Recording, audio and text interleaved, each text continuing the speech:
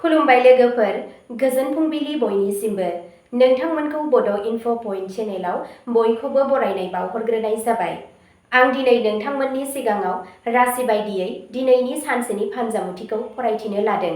आसा खालामो नोंथांमोना भिडिअखौ नायनो मोजां मोनगोन। आरो नोंथांमोनहा सानफ्रोमबो फुंबिलि समाव बेबादिनो सानसेनि फानजामुथि नायनो गोसोब्ला चेनेलखौ साबस्क्राइब खालामनानै लादो आरो भिडिअखौ मोजां मोनोब्ला अन्नानै लाइक, शेयार आरो कमेन्टबो खालामनानै होलांब्लानो जाबाय।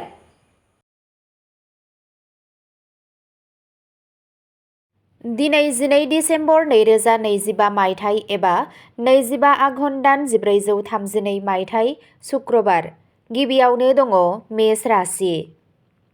दिनै नोंथांनि खामानियाव गोख्रैथि आरो रोखा मोन्नैबो फैगोन। गोदान सानस्रिफोरा नोंथांनि फालांगियारि मावथांखिफोरखौ गोख्रों खालामगोन। मोनसे गोजाम दावराव-दावसिनि गोजोन सुस्रांनाया जाथावना जानो हागौ। आखुआव सोलाय-सोल' लाखि।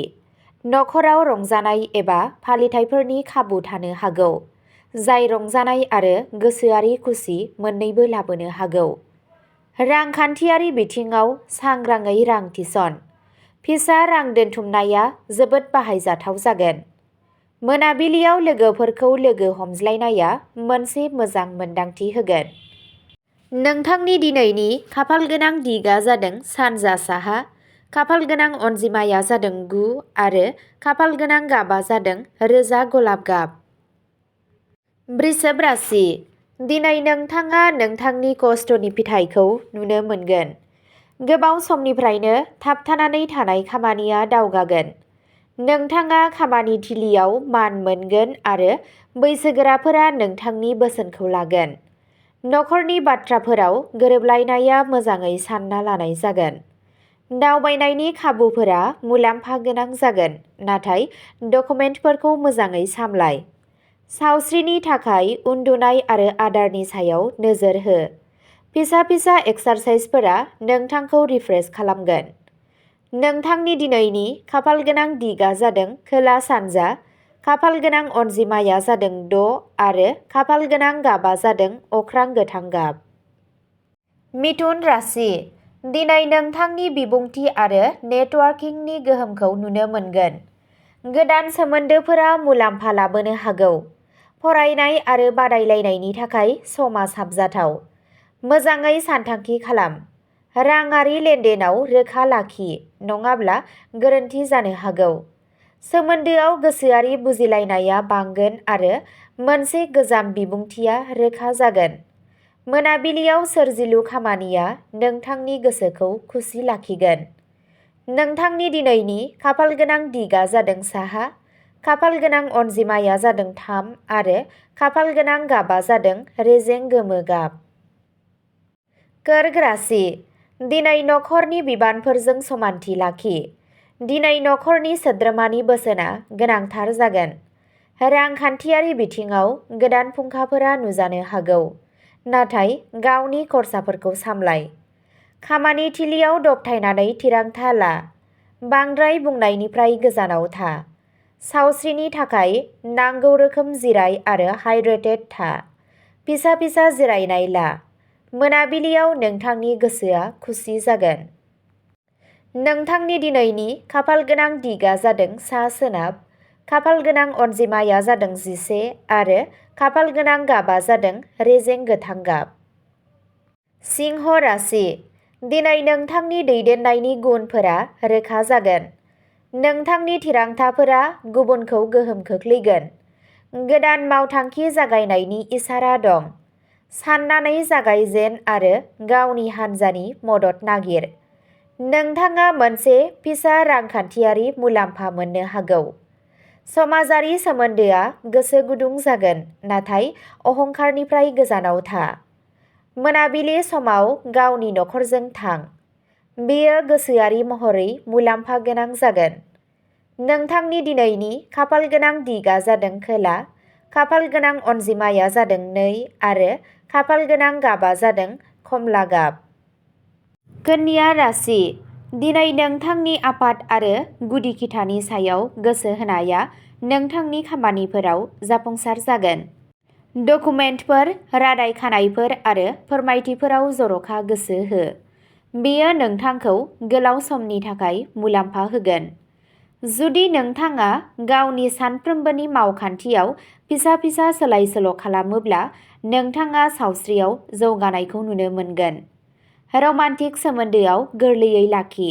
रोखा रायज्लायनाया गासैबो गोरोन्थि बुजिलायनायखौ बोखारगोन। गावनि राङारि सानथांखिफोरनि थाखाय गोलाव समनि थांखि थि खालाम। नोंथांनि दिनैनि खाफालगोनां दिगआ जादों सा-सानजा, खाफालगोनां अनजिमाया जादों 12 आरो खाफालगोनां गाबआ जादों गोथां गाब। तुला राशि। दिनै इसाराफोरा फोरमायो दि नोंथाङा गोरोबलायनाय आरो समानथिजों जुनियायै मुलाम्फा जागोन। नोंथांनि खामानि थिलि आरो गावारि जिउआव गेजेरनि बिफाव लायोब्ला नोंथांनि मानखौ बांहोगोन। फालांगियाव रायज्लायनाय समाव सांग्रां जा। डकुमेन्टफोरखौ रोखा दोन। सोरजिलु बिथिङाव जाफुंसार जानो हागौ। आरिमुआरि खामानियाव सम हगार। मोनाबिलियाव मोनसे फिसा गोजोननाया नोंथांखौ गोजोन होगोन। नोंथांनि दिनैनि खाफालगोनां दिगआ जादों सानजा खोला, खाफालगोनां अनजिमाया जादों 24 आरो खाफालगोनां गाबआ जादों रेजें गलाब गाब। वृश्चिक राशि। दिनै नोंथांनि मोनदांथिया गोख्रों जागोन। नोंथाङा गोब्राब थिरांथाफोरखौबो सोलोजों लानो हागोन। राङारि सानथांखिफोराव खैफोदफोरखौ बाङाइ खालाम, नाथाय खाबु मोनोब्ला बेफोरखौ मोजाङै सानना ला। नखरनि आबहावाया हेफाजाब होगोन आरो नोंथाङा गोसोआरि महरै गोख्रों जागोन। सावस्रिनि थाखाय गोजोन आरो ध्यान य'गाया मुलाम्फा गोनां जागोन। फालांगियाव गोलाव समनि रां थिसननायनि बाथ्रा सान। नोंथांनि दिनैनि खाफालगोनां दिगआ जादों सोनाब खोला, खाफालगोनां अनजिमाया जादों 7 आरो खाफालगोनां गाबआ जादों रोजा निला गाब। धनु राशि। दिनै नोंथांनि गोहोआ गोजौ जागोन आरो सानथांखिफोरा गोख्रैयै दावगागोन। सोलोंथाइ, दावबायनाय आरो हादोरनाङारि सोमोन्दोफोरा नोंथांनि थाखाय मुलाम्फा गोनां जागोन। नखराव गावजों गाव बुजिलायनायखौ लाखिगोन। न'निफ्राय मोजां मदद मोनगोन। जायखिजाया गेदेर राङारि थिरांथा लानायनि सिगां सुबुरुन ला। सोरजिलु नाजानायफोराव जाफुंसारनायनि मोजां नेरसोन दं।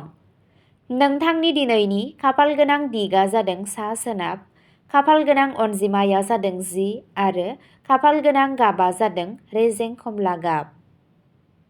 मकर राशि। नोंथांनि खस्थ' आरो आब्रुथिया दिनै जुनियायै बाहायजाथाव जागोन। खामानि थिलियाव नोंथाङा गोदान बिबानफोर मोननो हागौ। नोंथांहा बेफोरखौ सामलायनो हानाय गोहो दं। रांखान्थियारि बिथिङाव नोंथाङा दिदोमथि मोनगोन। गोजाम दाहार एबा हेंथाफोरा खम जागोन। सावस्रिया मोजाङै थागोन, नाथाय बांद्राय नारसिननायनिफ्राय गोजानाव थागोन। मोनाबिलियाव गावनि आंगोफोरजों दसे सम थां। बेयो नोंथांनि गोसोआव गोजोन लाबोगोन। नोंथांनि दिनैनि खाफालगोनां दिगआ जादों खोला-सोनाब, खाफालगोनां अनजिमाया जादों 5 आरो खाफालगोनां गाबआ जादों रेजें फान्थाव गाब। कुम्भ राशि। दिनै नोंथांनि सानबोलावरिया नोंथांनि खामानियाव गोदान लामा दिन्थिगोन। गोदान दिहुनथायनि गेजेरजों फालांगियारि मुलाम्फाया जाथावना जायो। लोगोफोरनिफ्राय मदद मोननायनि इसारा दं। हानजायारि हाबायाव जर'खा गोसो हो। बेफोरखौ नाजावनायनि सिगां हरखाब राङारि खाबुफोरखौ बिजिरना नाय। सावस्रिनि थाखाय गोसोआरि गोजोनआ गोनांथार। ध्यान आरो य'गाया मुलाम्फा गोनां जागोन। मोनाबिलियाव मोनसे गोदान आनजादआ जाफुंसार जानो हागौ।